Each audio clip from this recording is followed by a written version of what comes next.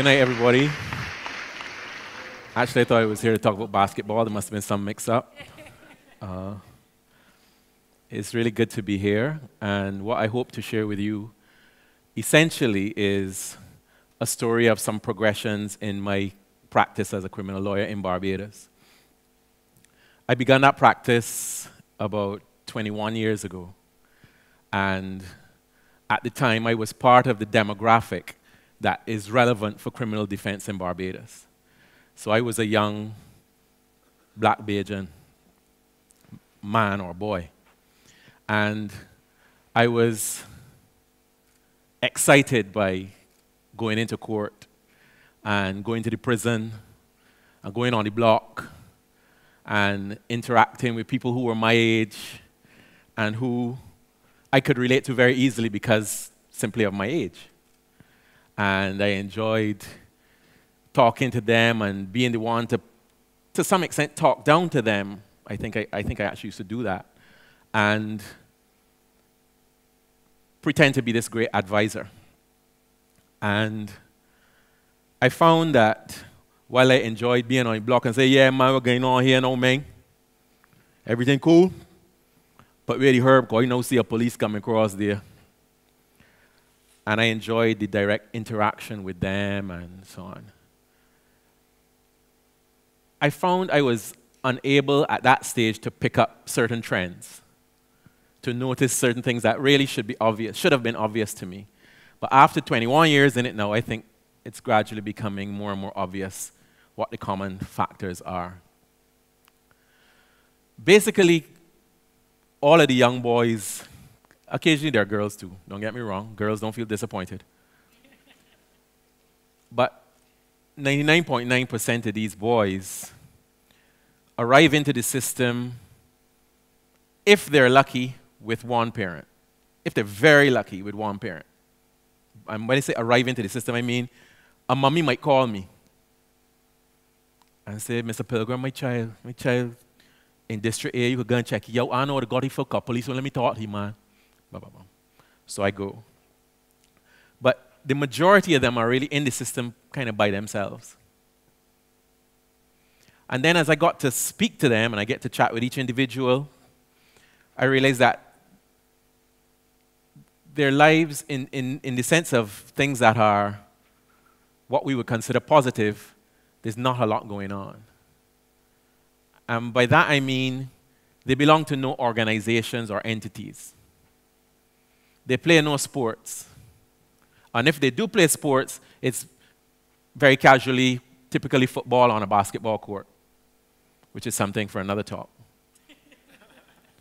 But they seem to have no connection to anything other than the block, really. And as I say, it took a while for this to sink into me, but I realized then that you had this demographic of boys who their only reference point was the block. And that was it.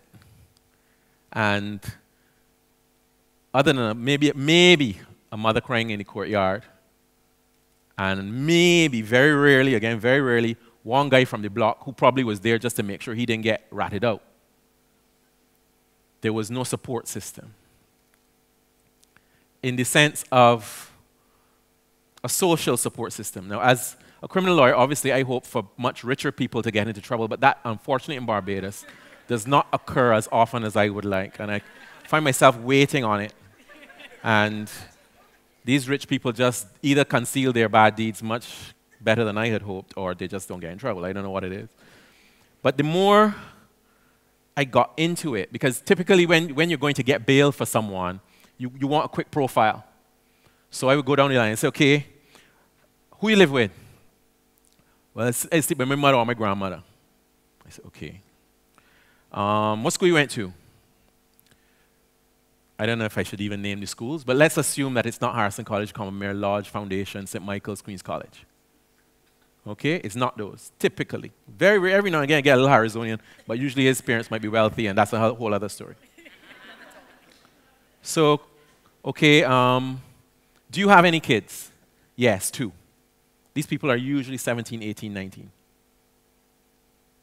Do the kids live with you? No. Who live with? Your baby mother. When last you see children? I'm sure you. Okay, at school, did you get any certificates? Mr. Certificates. So no, that's a no. And you working now? Nah. I do some work as a laborer.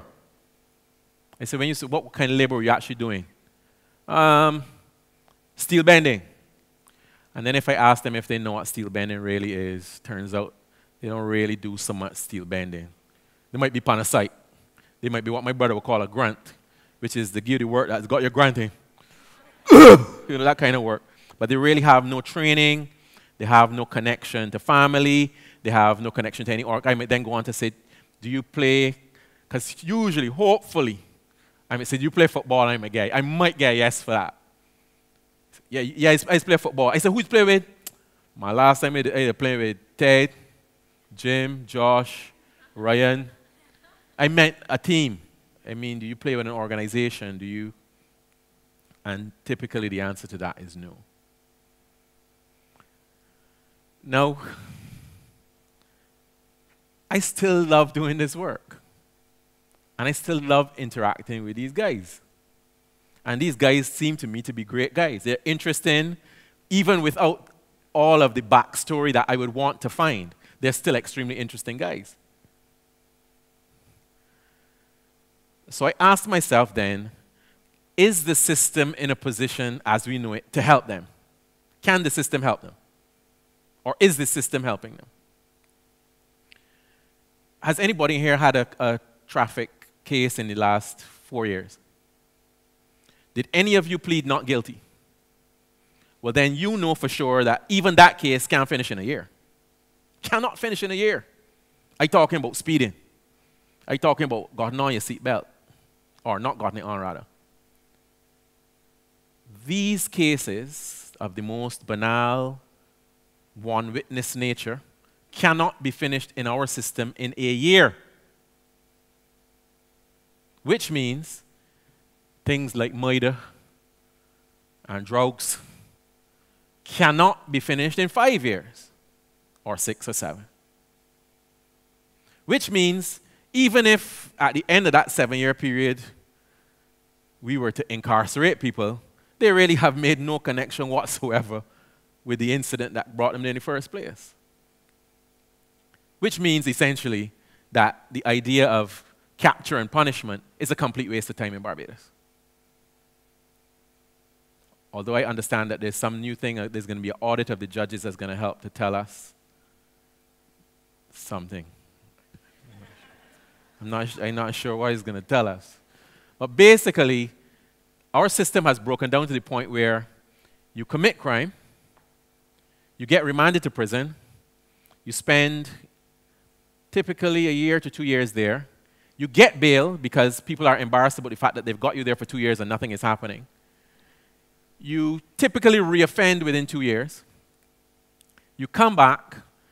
You're told you can't get bail for that because bail plus bail equals jail, in the words of one magistrate. You spend another maybe 2.5 years on remand, and if you're lucky, you get bail again. And then you might get to trial on the first incident, by which time 1 witness has died, 2 are overseas, 3 have forgotten everything about the matter, 2 don't care. You get the general picture. And then you're punished at the end of it if you're found guilty. And the judge or magistrate, if they have any kind of conscience, is saying, in some cases, you've been at home for 4.5 years or 5 years, or you've been in and out several times. And there's really the whole point in me punishing you. And which is why sometimes we see in the newspaper, this person had this amount of drugs and then they got 2 years. Which leads then to the other question, when they get that 2 years, what do they do in prison? Are they coming out as better people? Are we feeling confident and comfortable that this was a worthwhile exercise? And I don't want to convey the view that nothing is happening inside there. But suffice it to say that our recidivism rates are extremely high. Worse still, our what used to be called Dodds in Barbados, which is our government industrial school. At one point when I checked, everyone that attended the government industrial school went on to attend Big People Prison. I don't mean 94%. I don't mean 87%. I mean all.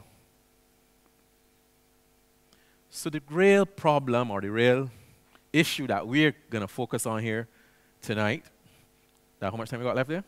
Lord of mercy. The real problem is we can't rely on the government, the courthouse, the lawyer, and all them there to make it right. That is impossible.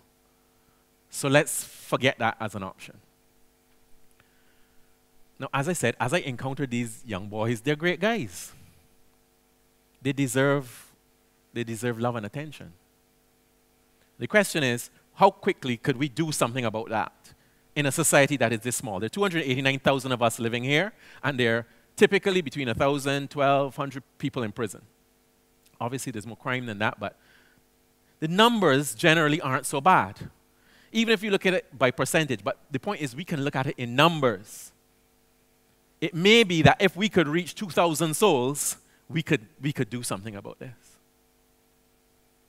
Now, on a very, very basic, straightforward level, I am saying to you, look for a young boy in your neighborhood and talk to him. That's how small our society is.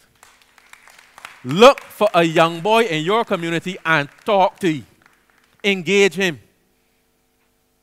At almost any level, and you are making a massive step. Okay?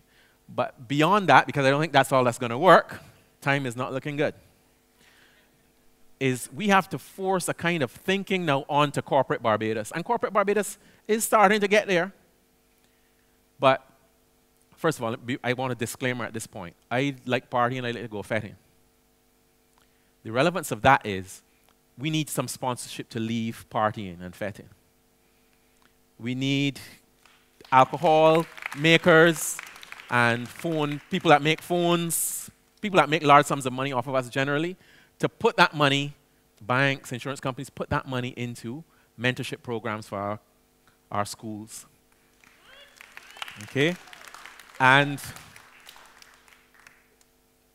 so that every child in Barbados, especially, you know, I don't like your name calling, but outside of Harrison College, outside of Commerce, outside of Foundation, and so on and so forth, those boys and girls need some exposure to a little bit of art, a little bit of culture, a little bit of dance, a little bit of drama, a little bit of woodwork, metalwork in a larger way. But more than all of that, they need to feel connected to our society. I heard connection mentioned just now. Need to feel a connection to other people in the society.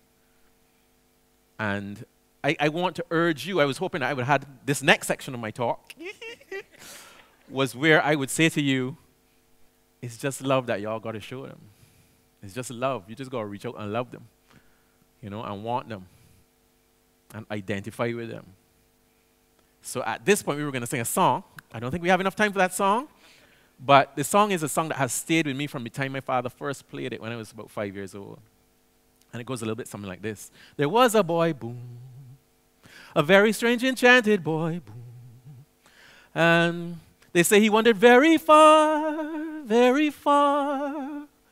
over land and sea. A little shy and sad am I, but very wise was he. One day he came my way, a magic day he came my way. And while we spoke of many things, I think boats and kings or fools and kings? Fools and kings, this he said to me, the greatest thing you'll ever learn is just to love and be loved in return. Boom. Boom. Thank you.